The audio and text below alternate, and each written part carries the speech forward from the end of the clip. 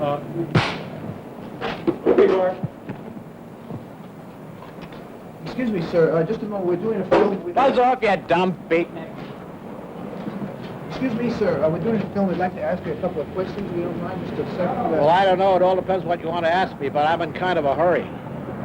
Well, we're doing a film on problems of the 21st century, and how does one fit into it?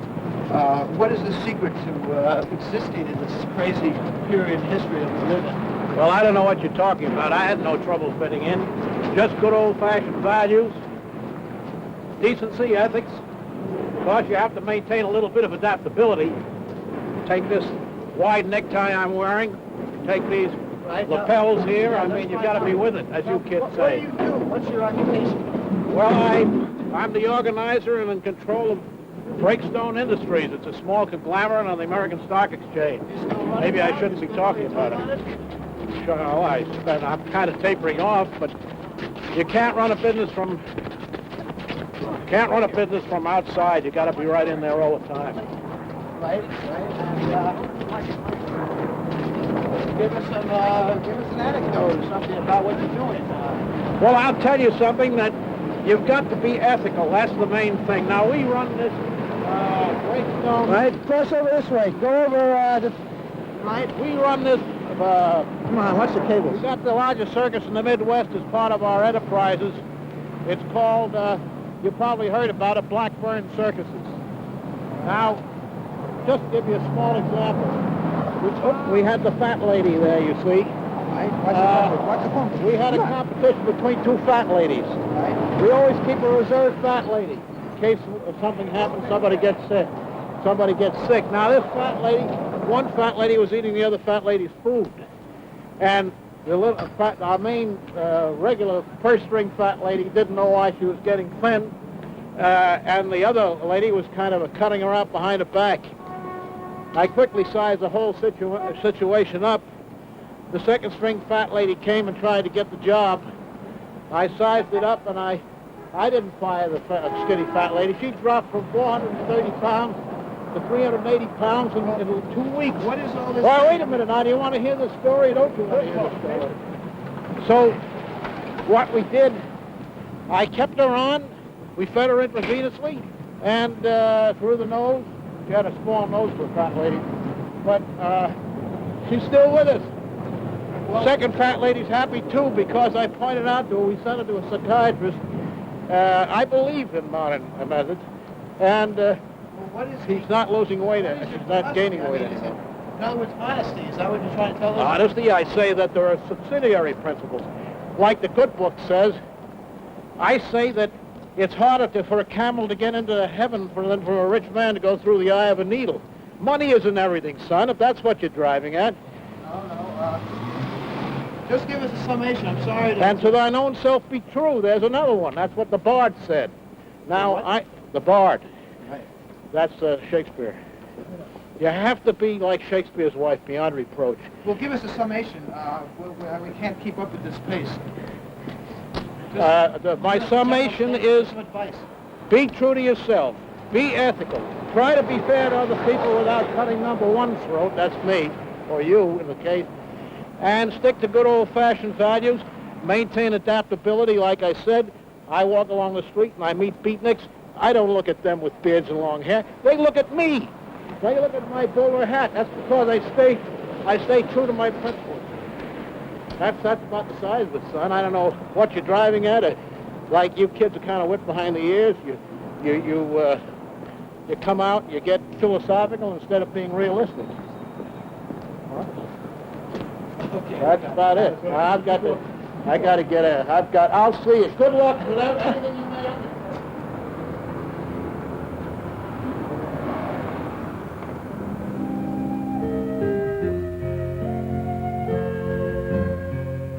Here is the metropolis, the bullseye of the 21st century. Is this urban way of life compatible with the way the individual likes to think of himself? Or does the fury of its locomotion render one's self-image as expendable as a junked automobile? When city dwellers tell us how they fit into the urban scheme, will what they say tally with the real truth of their lives? And will we be forced to regard our hero, a young man whose simplicity compels him to take these city mice seriously, as a jerk? Abercrombie, get in here right away. Damn it. Yes, sir. I've got a job for you, son. There's a package in my office in the next room. I want you to deliver it to Tasty Body Incorporated. Immediately, if not sooner. Yes, sir. It's a bit heavy, so take a subway this time, son. It's on me. Thank you, sir. But don't forget to get a stamped, dated receipt from the subway token clerk. Yes, sir.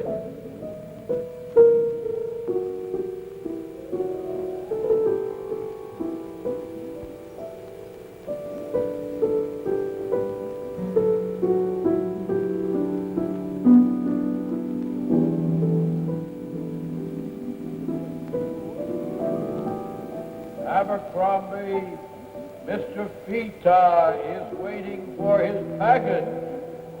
Hurry up, boy.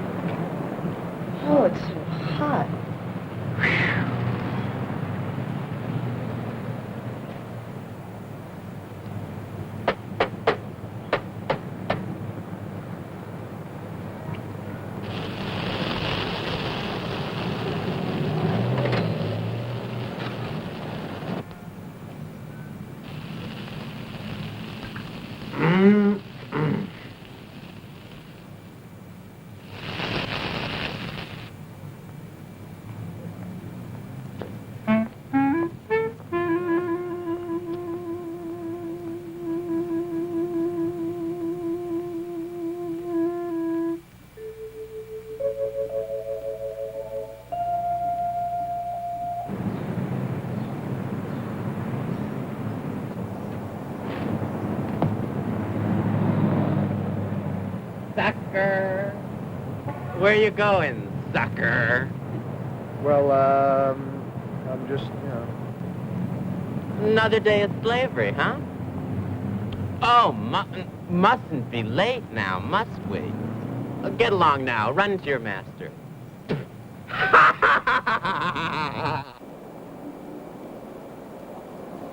What is your name? Name. Every man is all men. Well, what do you do? What do? I do anything new. I do anything free. I do any and all things appealing to me. We're trying to find out how people fit into life. What's your thing? I can't be held down to one thing or one life, any more than a man can be held to one wife. To begin, I was a Siamese twin, only I didn't have sisters and brothers. By the time I was 3, I only had me. No father, or mother, or uncles, or others. I've dealt in drugs. I've potted mugs and woven rugs. 42nd Street knows my face. I've practically invented the place. I've volunteered to help the poor. I've enlisted in nearly every corps. I sold the chateau and the villa near Rome. You know how you've just had enough of sitting at home? So I took to the seas, ruined my knees on skis. I just devote my life to whatever I please. Psychoanalysis is uptight and can shove it. Find your mind and your body through yoga. You'll love it. My feelings in life never go unrecorded. I can't stand seeing ships or a plane go unboarded. I've published some memoirs and burned a lot more, and my films stack in reels from ceiling to floor. I sold all my galleries. I sold all my coins, since all valuable art starts in your loins. And directing a rock group could never compete with expressing my body from head to my feet. I flow with the current. My life is a stream. And that is the motto I take for my theme. Well, what's your thing now? Or do you not know it? Can't you tell that for now I'm writing poetry?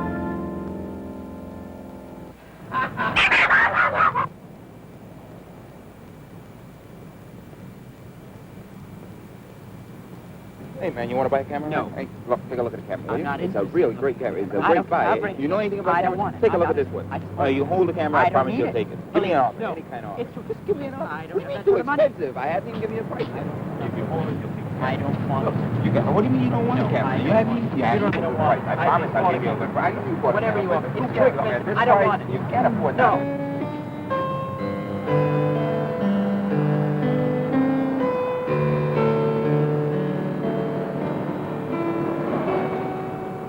If you just have the camera, you know, just take a look at the camera. Absolutely. You'll be taking a I look at the don't camera. You know, everybody, hey, what are you, a wise guy or something? Sorry.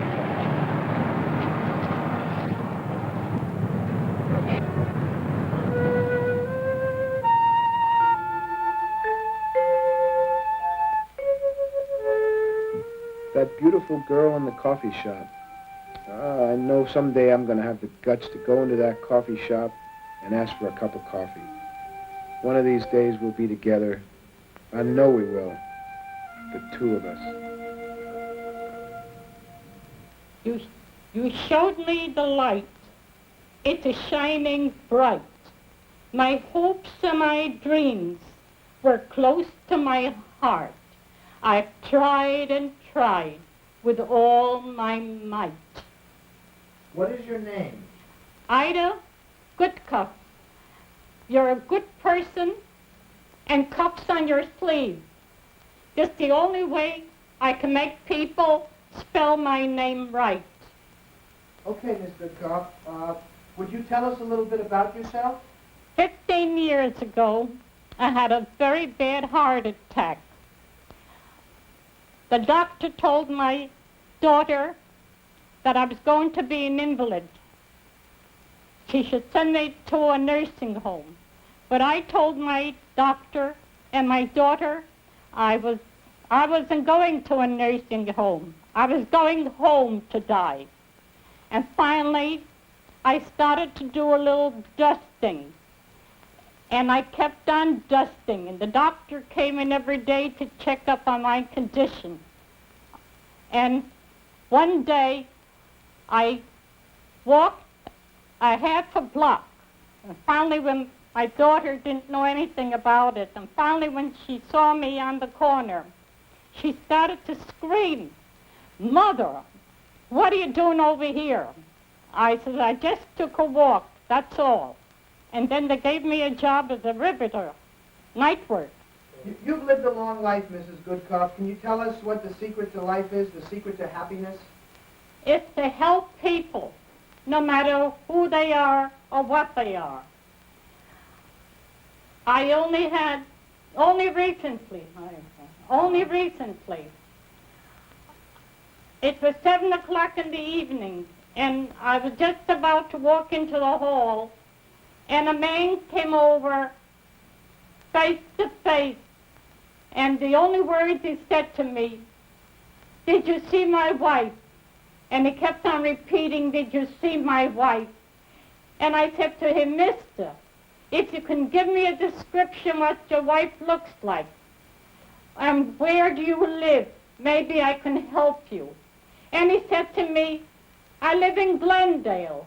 And I said to myself, I have a problem. I said to him, "Mister, you'll never find your wife here. She's waiting for you. She's worried about you. Go home. Please go home." And I kept on repeating to him the same words over and over again. I finally walked out to the street, and he went home. I don't know where he went. Well, that was another one. Another case, a man was lying on the sidewalk. This happened also on 14th Street. And everybody that passed, they said he was a drunkard. But I went into stores asking for help to use the phone. And they all said drunkard. So finally I walked over to another man, and he was standing outside the proprietor. And I said to him, "Mister, please," I pointed to him, "there's a man lying on the sidewalk there. He looks to be a very sick man." He said to me, "He's a drunkard." I said, "Regardless, he's human. Please do something." So he let me stand outside near the store without saying anything, and he walked away, and I saw him walk over where the man was lying, and he called out a storekeeper. And they were talking to each other. And I waited for him. When he came back, I said to him, "What happened?" He said to me, "He was a drunkard." I apologized to him, and I said, "Thank you very much." And I walked away. All right, get a shot of her hands. Oh, come on, Lloyd. All right. Now, Mrs. Goodcock, can you just sum up what you've been saying about your secret to life? Just give us a summation of it. Like advice for us. We're young. My secret of life is to help people, no matter who they are or what they are. I'm always ready to help them. I never pass by without helping someone that needs help. And this is my only enjoyment in life, is to help others. Because I was very, very ill, and people were very nice. They helped me to get up on my feet. And I'm trying to do now much more than what I've ever done before. Is to help people. Help people, help people, help people, help people.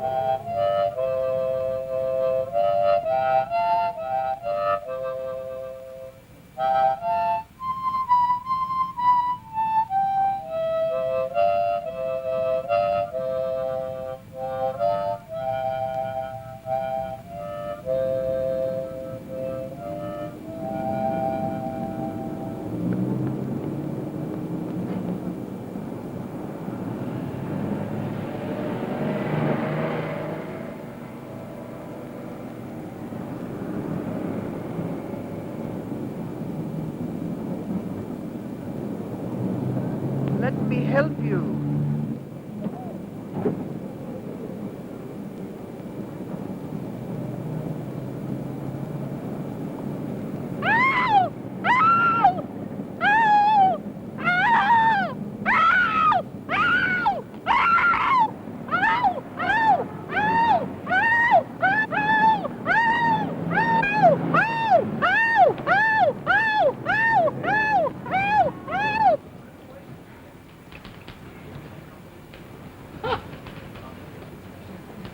Only 5 more minutes and he'll be late.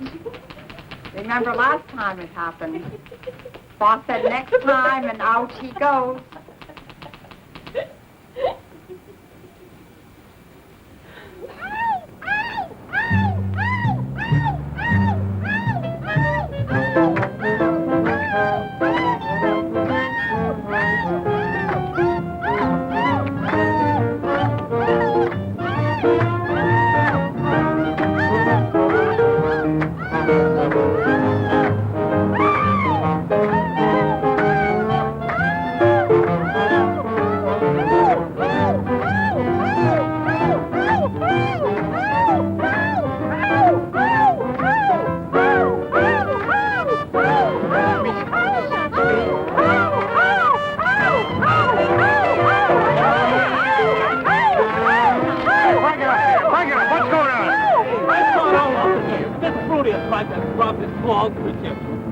Yeah, you know, if he were mine, I'd smack him. It's typical. It's just typical. Typical. Come on, let me see. He's probably one of those mad rapists, I bet. Well, you know, he looks like a junkie to me. But I was only trying to help her across the street, officer. Yeah, that's a likely story. Go on, get out of here. Look you're a disgrace.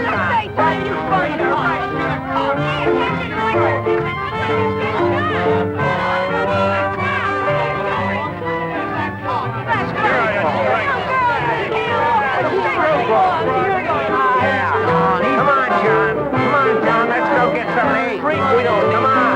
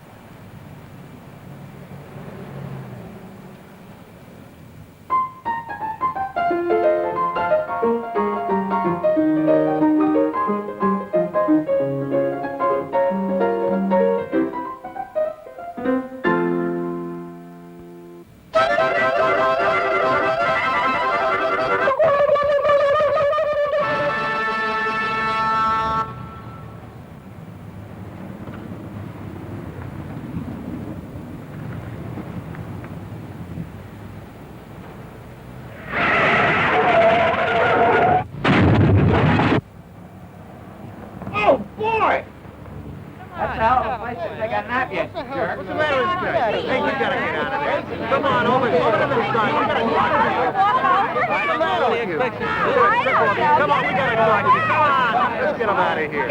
Say, man, come on. We're going to pull you out of here. Psychiatric, you got to get out of here. Crazy. You crazy or something? I bet he's drunk. Whatever. What's the matter with you? Come and get this guy out of here. Come on. Hey, where you going? You're going to hurt somebody like that. It's incredible that could go on here. Get out. Consider it out of here. Go on. Come on. It's incredible that could go on.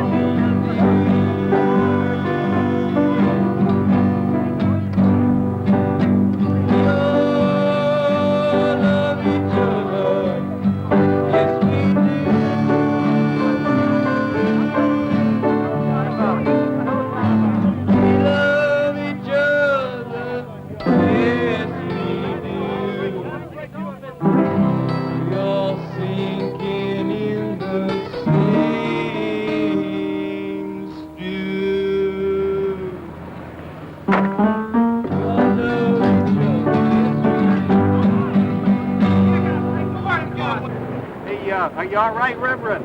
You okay? Yes, my son, I think so. Well, he runs. If there are any dents in this car, you'll pay through the nose! Yeah. We all love our brothers, yes we do. We all love our brothers, yes we do. Black and white and yellow too, red and white and I love you. We all love our brothers, yes we do.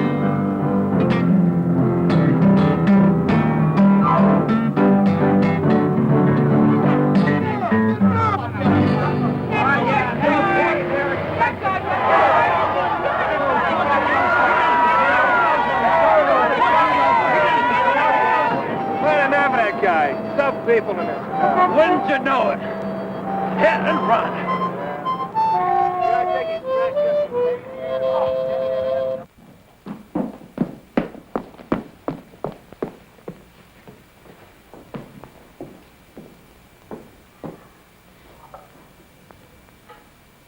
What is your name?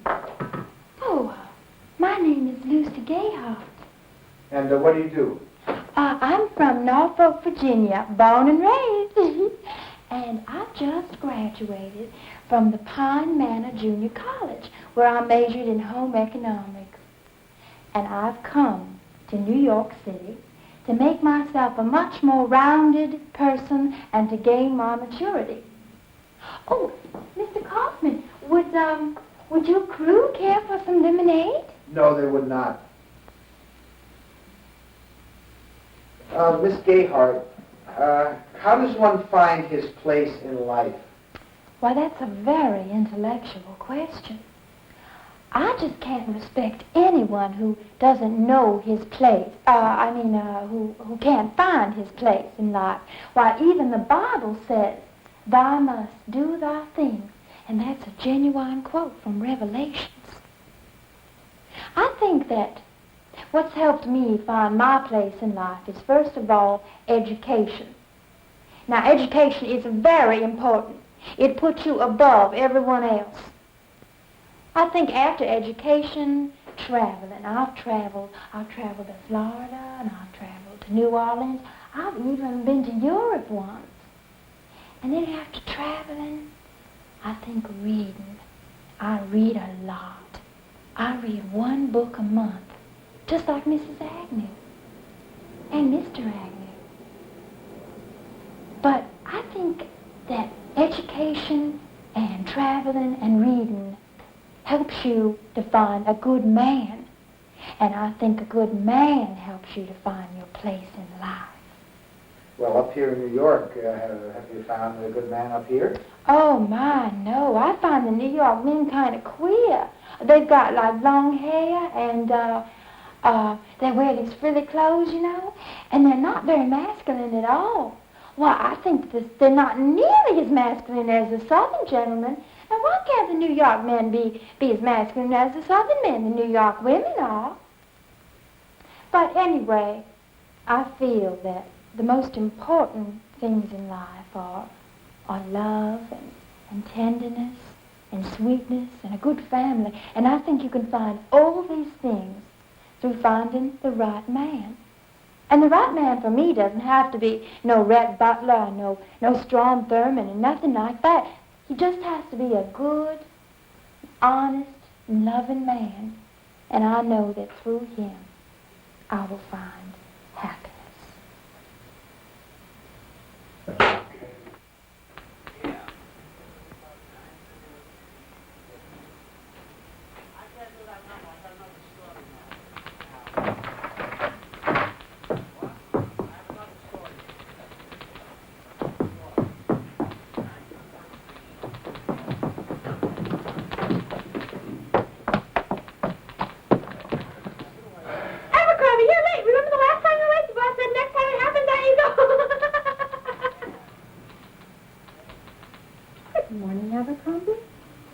Abercrombie? Abercrombie, I'm not going to mention the fact that you're late. But you're late. And it's the third time this year, and it's only November. Son, I want you to look me right in the eye. All right. What's the excuse this time?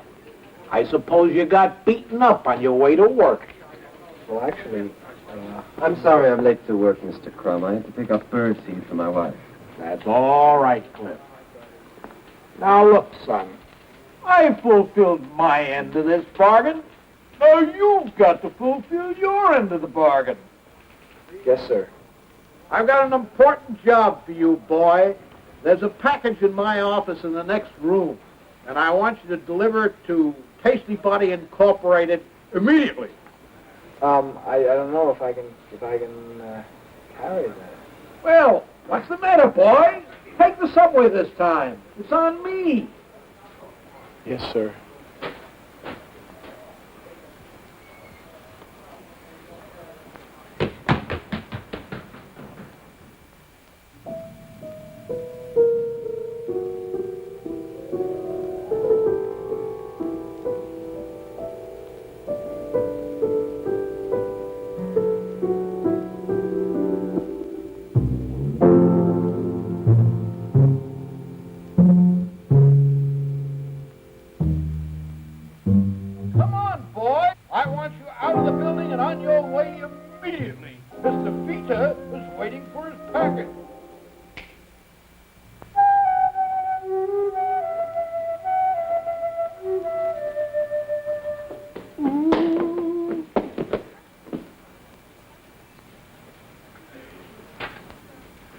Hello. Aren't you new here or something?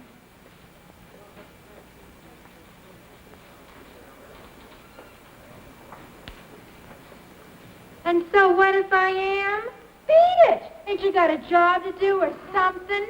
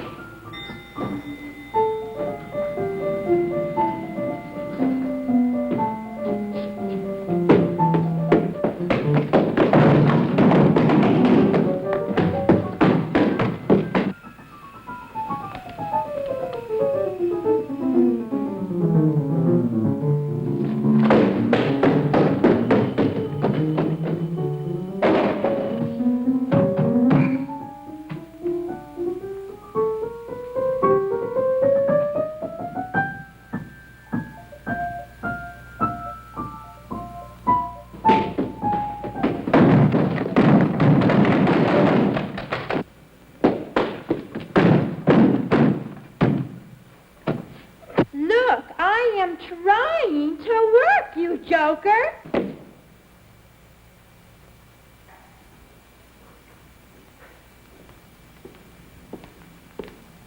Mr. Crumb, I can't get any work done here with this schmuck.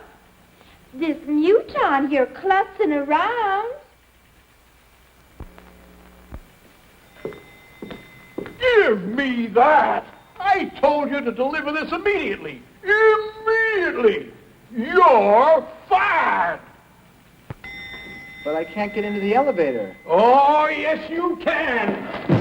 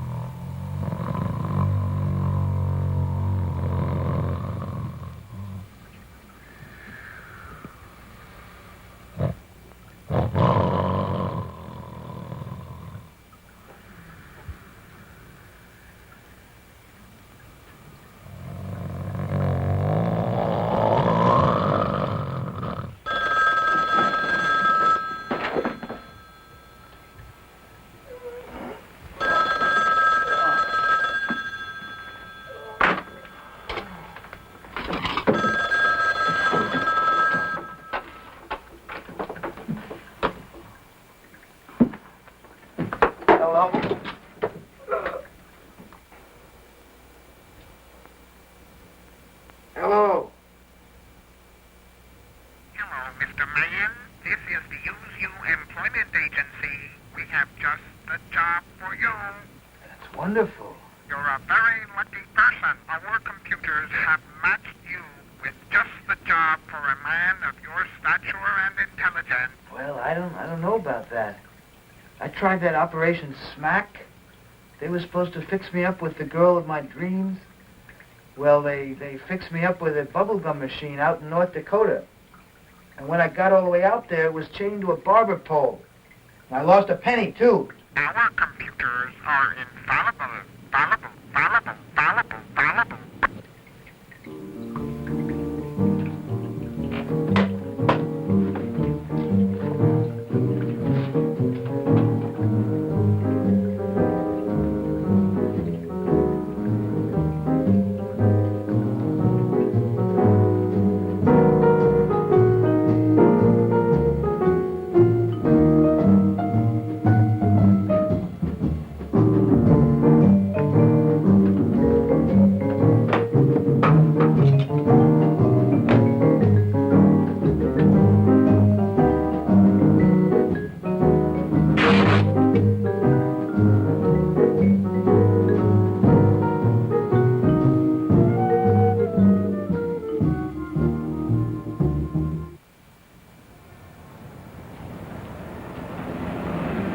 Not again.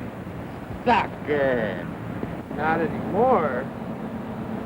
I got a new job. I'm going to get ahead. Your head. It's your heart you have to worry about. Right, baby? But this is different. The computer found a job that's just right for a man of my stature and intelligence.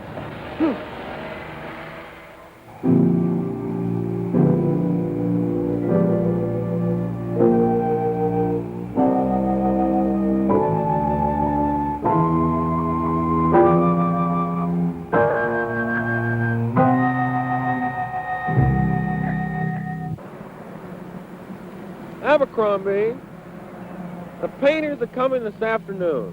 I want you to mark these posts here with this tape here. Yes, sir.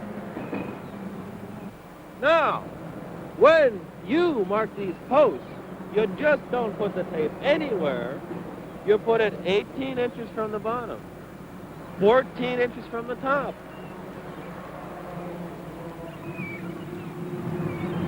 Thusly, in this manner, the painters can come through and paint thusly. Understand? Thusly? Yes, sir. It's all yours, boy. When I come back, I want to see the whole bridge taped. Speed and accuracy. That's how we do things here on the bridge.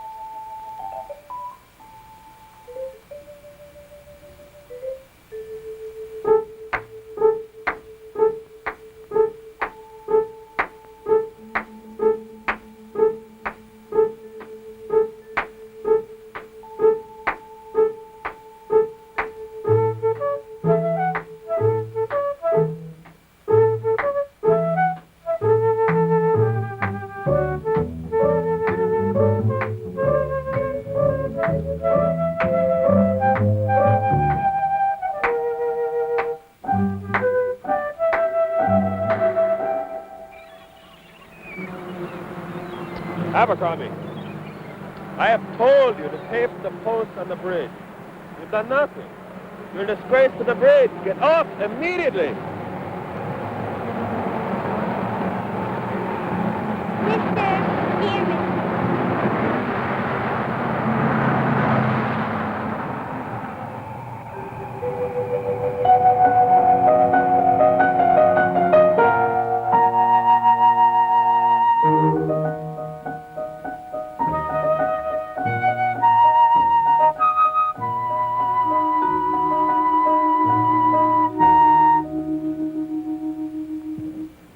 I don't know what to do. My life is just a tangled ball of tape. Maybe I should do what it said on the matchbook cover. I need help. Yeah, I'm going right now.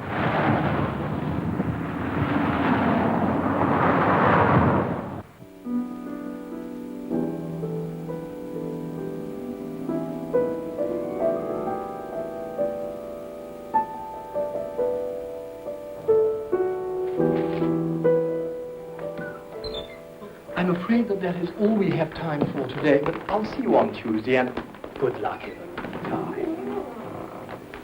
Doctor, I'm supposed to... Oh, yes, I remember, yes. I'm sorry. Will you come in?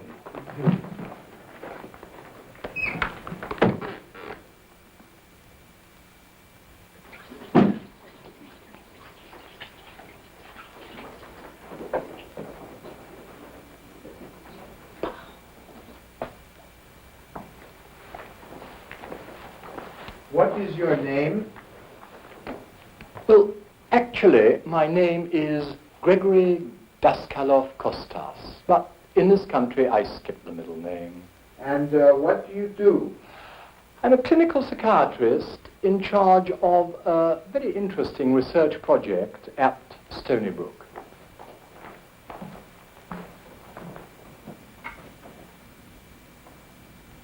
How did you find your place in life, Doctor?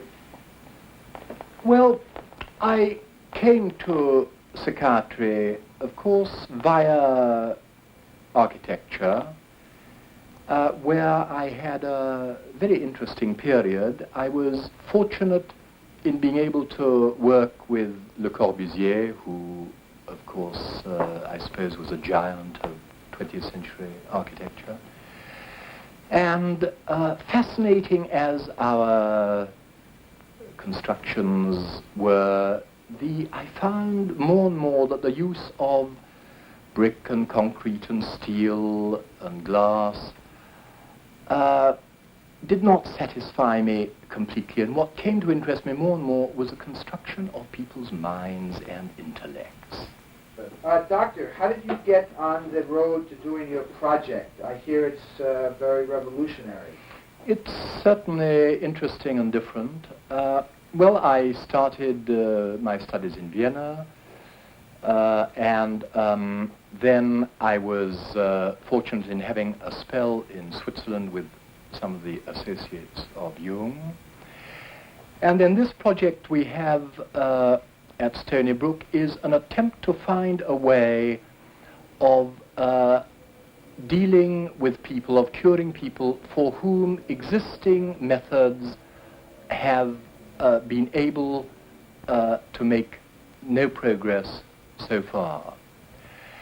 And we are using a combination of the maieutic method of Socrates, where he induced people to give birth to ideas and concepts which until then they had no idea they were aware of.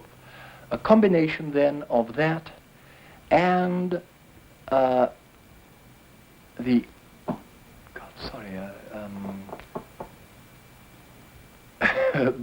temporary blank, sorry.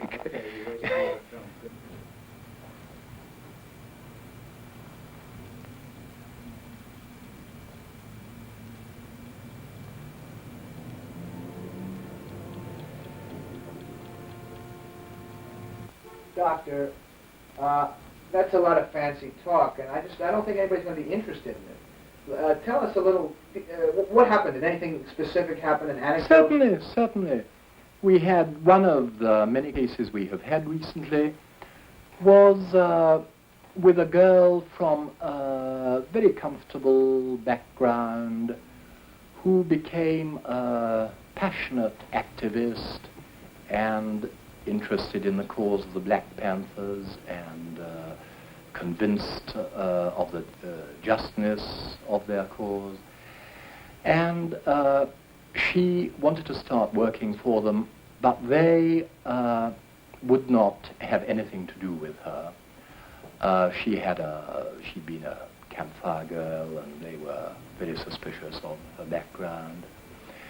And from being a sort of ordinary complex, it developed into, she had a complete breakdown and an ungovernable depression. She had been to a number of, several other people and one or two other institutions before, in desperation, she came to us. And the results were quite extraordinary in really a short space of time. And she suddenly completely regained her self-respect, her feeling for her own dignity. And one of the most surprising results was that, very unpredictably, she was even accepted by the people who had scorned her so completely before. And one of the nicest compliments she paid us the last time she came was that she felt like Mino's slave when she had discovered that she had known things entirely. You're starting to get technical, Doctor, as Minos, whatever it is. Give us a summation. Yes, all right. Well, I mean, it's essentially the point is how important it is never to pass judgment on people, never to neither moral judgments or value judgments, and not to upset people at all, so that they can, so that there's anyway a possibility of them retaining their feeling of their own confidence and dignity. I think that probably is a brief summing up of some of the work we are doing. Hey, Lloyd, you're scanning my foot. Shut up. And I got fired again. For no reason at all. Everyone, everything, they hate me. Doctor, can you help me?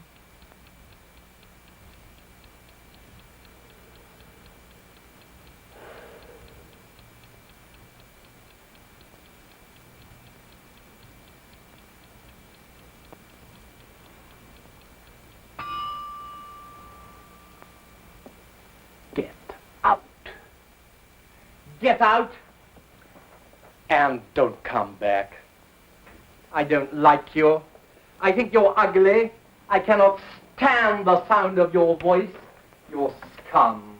No, you're human garbage. And people like you don't deserve to be helped.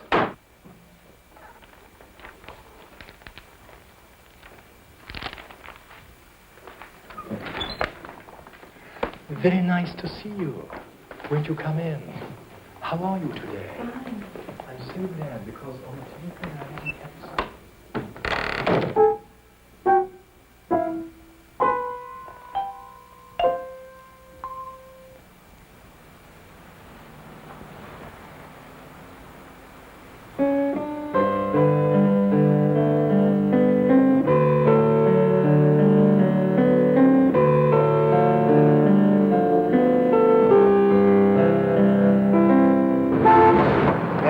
Coffee, please? Now I'm going to do it.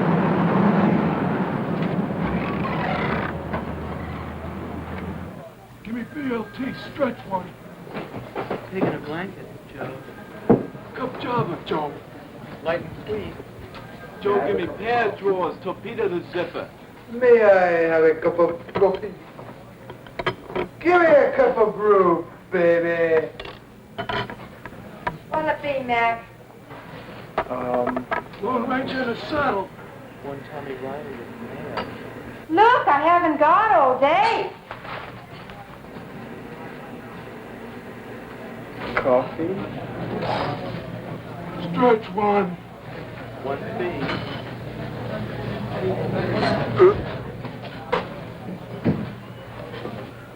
Oh, wigwam. Bye-bye.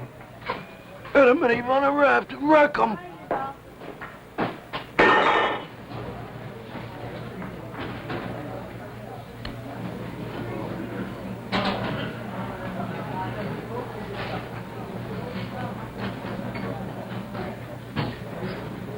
Okay, Joe, cup of java, set of pies, burger with a works, drag it through the garden, a weenie with ham and how to go. Ah, shut up.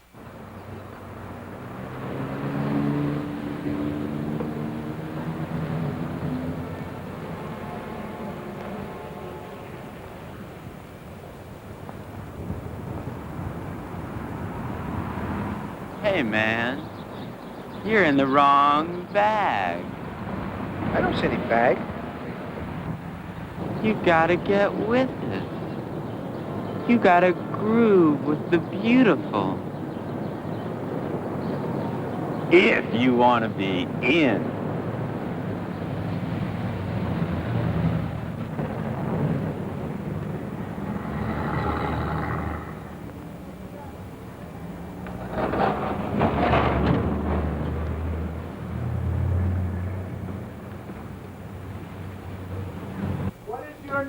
Bernard Brown.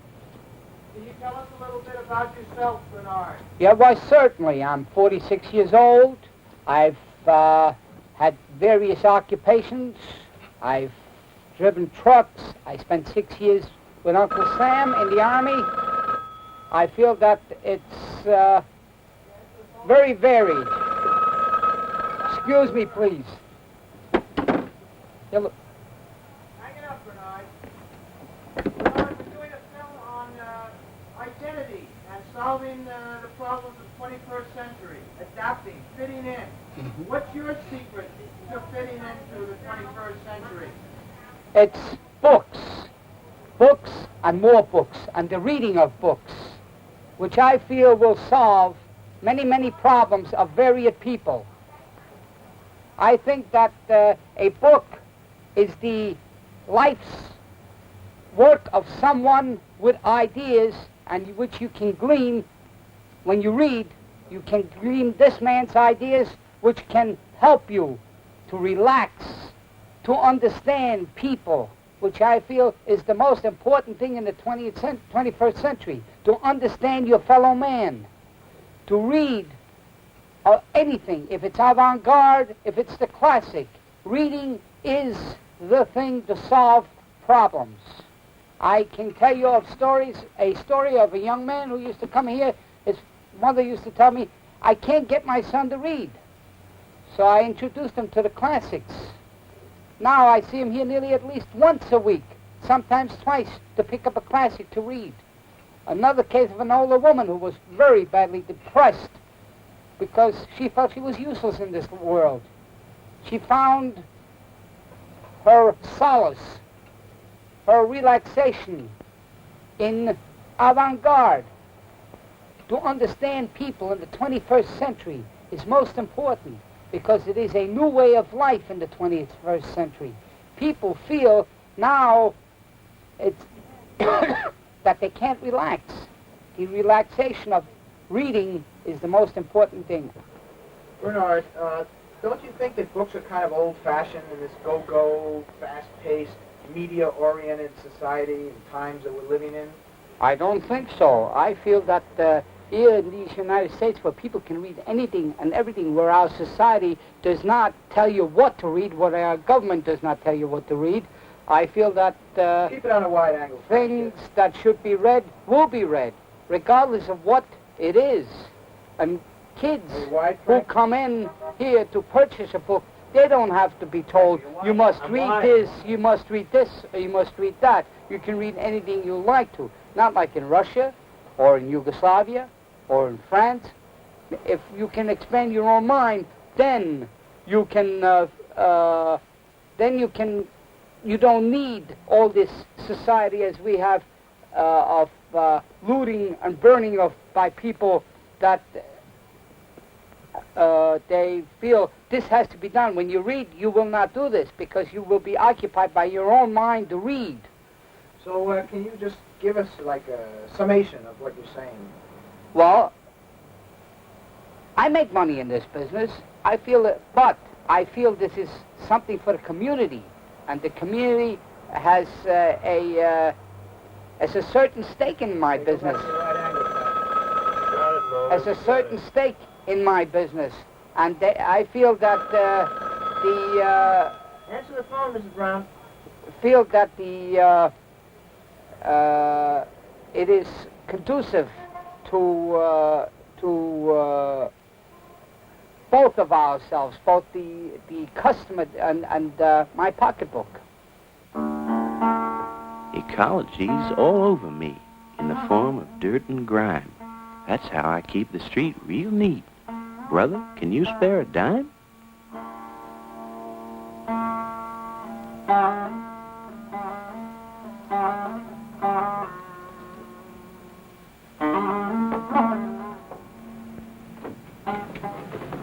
Hey, Lover. What's happening, Dave? Hey, Alamac, I just got out of jail. The pigs got me. Hey, that's great.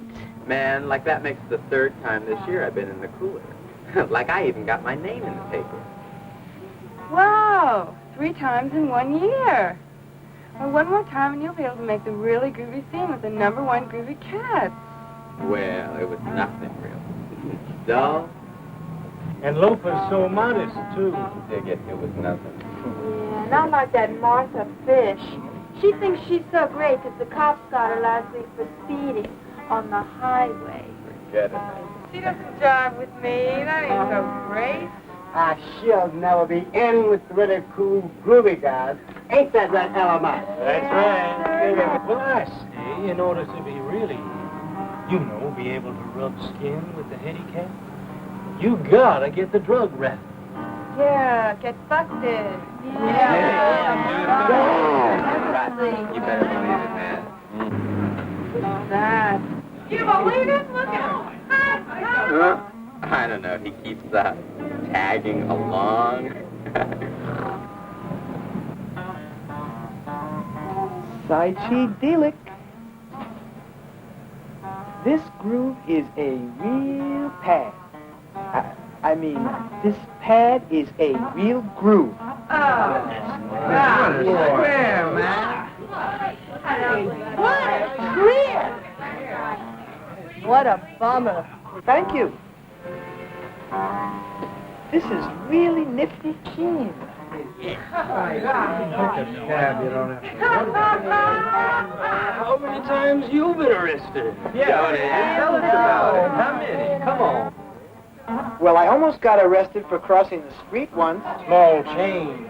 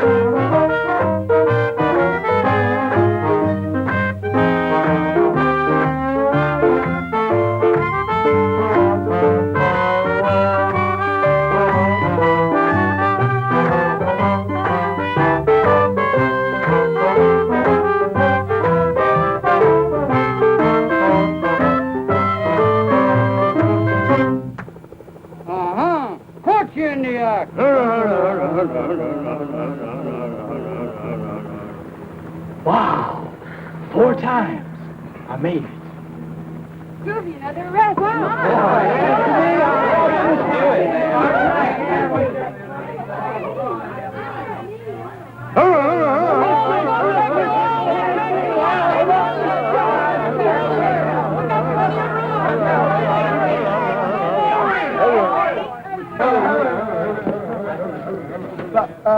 What about me? I was on this, look. You.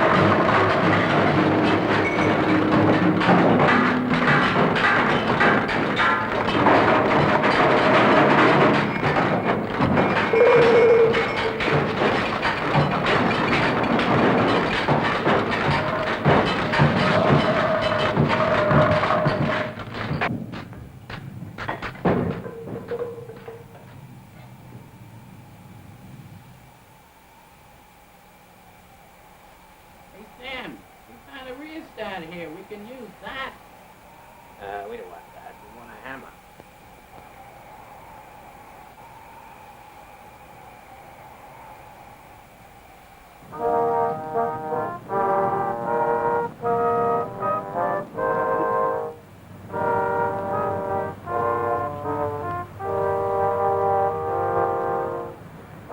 Do you feel rejected, brother?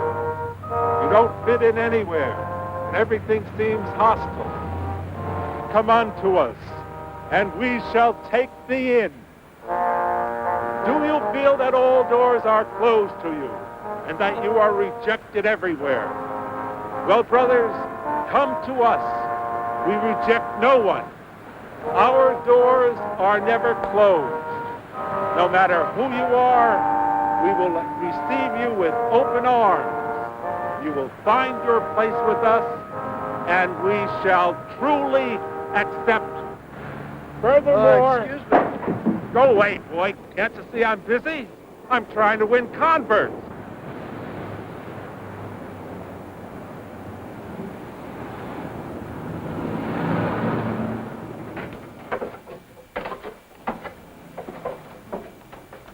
Evening. How Hi. are you? Why don't you just sit in there and we'll get going with this.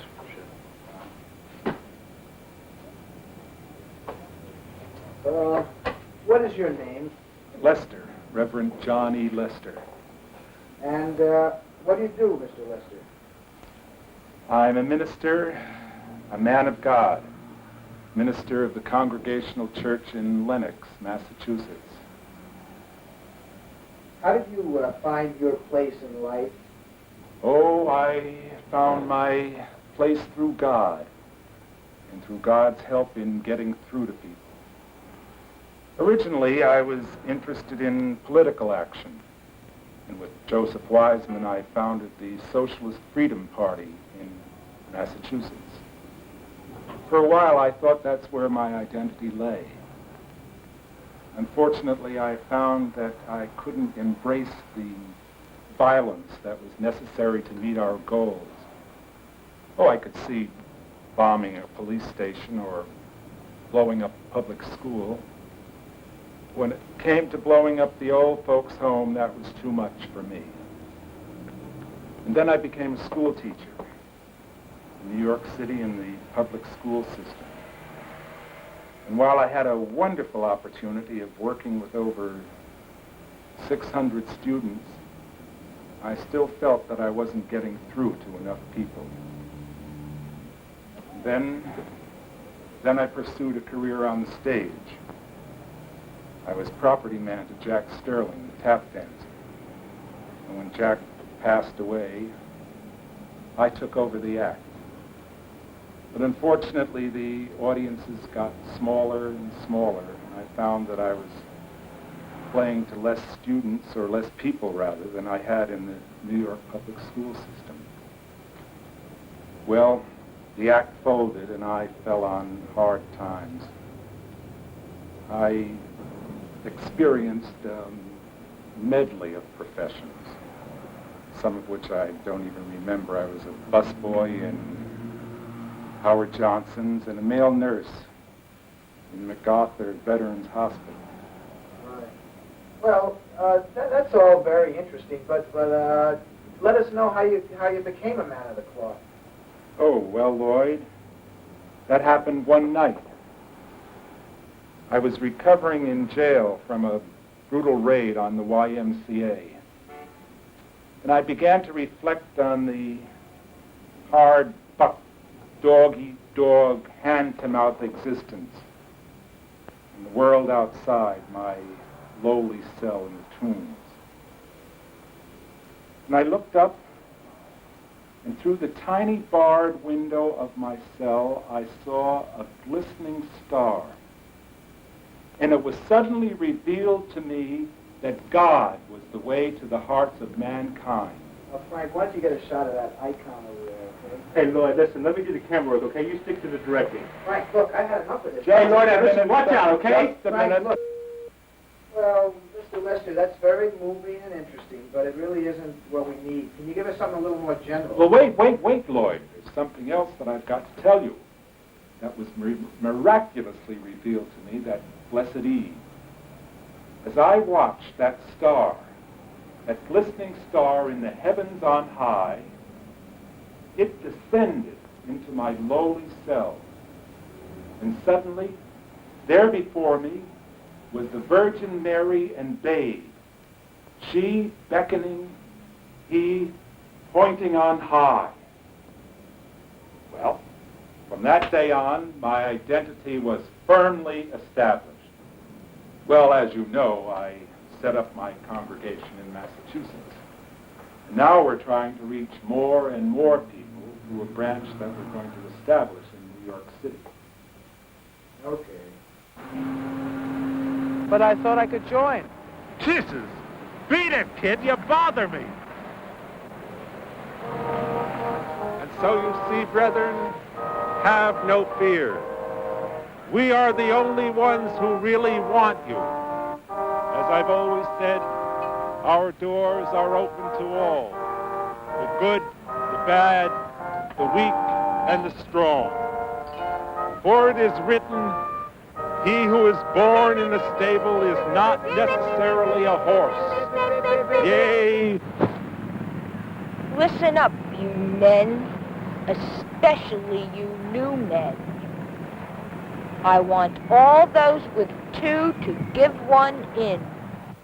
All those with one to take one. I ain't afeard of being stoned or speared, or even being considered a little weird. I ain't afeard of being stoned or speared, or even stoned or being considered a little weird. 'Cause if you don't know who I am, I really don't give a damn. Well, every time I start to get somewhere, there's an international crisis or a local affair. Oh, every time I start to get somewhere, there's an international crisis or a local affair, or just a little bit of hate, just when things look great. Now, I want you to take that field over there and take it good. Yes, sir! Gung-ho! Yes, sir! Gung-ho! Yeah!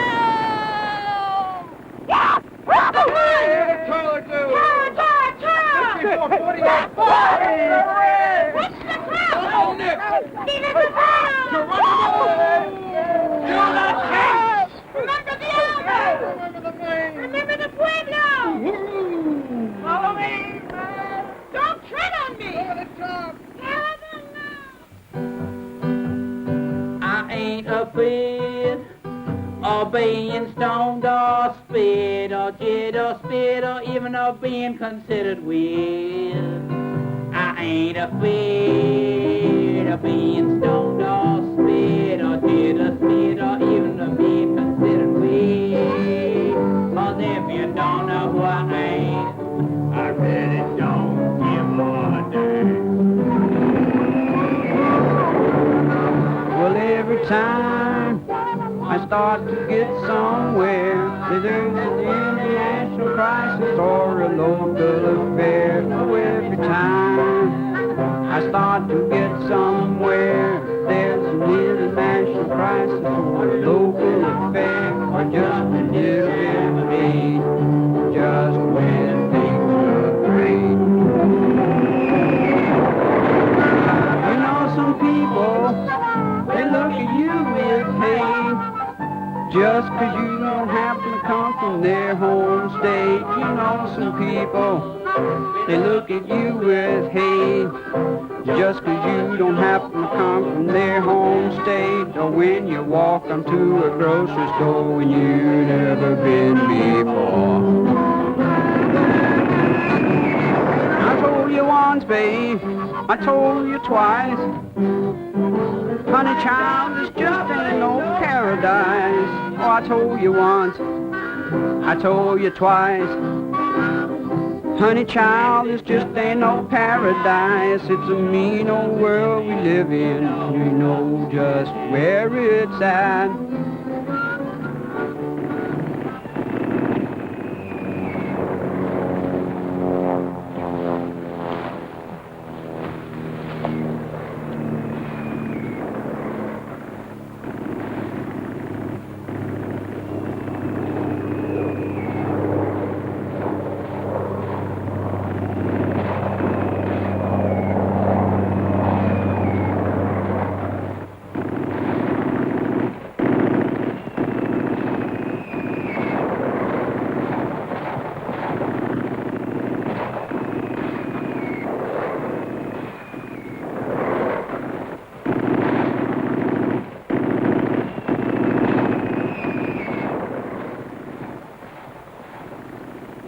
Okay, men, we're almost there. Come on, A little longer. Men? Men!